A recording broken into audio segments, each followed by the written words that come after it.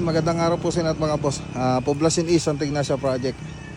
Part 31. So ayan yung mga binili naming ilaw nilang Calmelchor kahapon.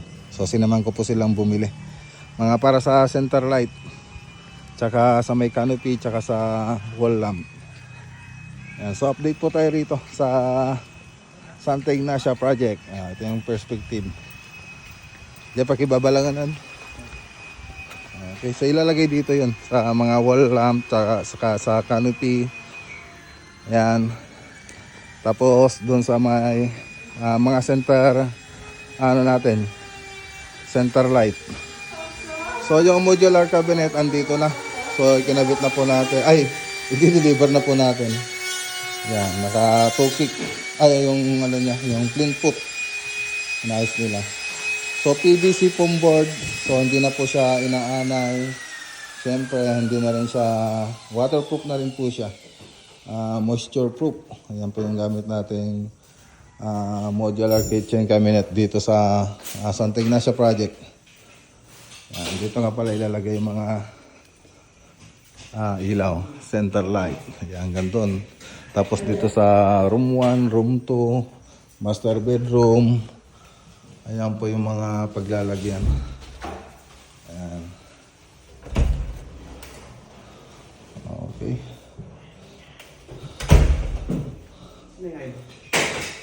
So PVC foam board, tapos nilaminate po natin ng formica. Siyempre dito hindi na kasi ilalagyan pa po ng ano yan, counter ng quartz.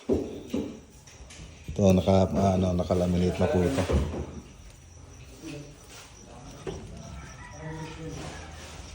Mapailaw na rin natin ito dito sa labas. Mas maganda na naman yung itsura niya pag na kompleto yung mga ilaw niya. So pagpapalipad ulit ng drone para makita lahat, lalo na pag gabi.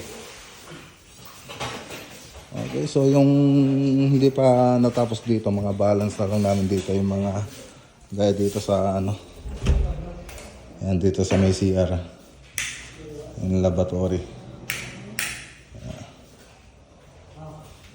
Andito na rin yung mga appliances, ref.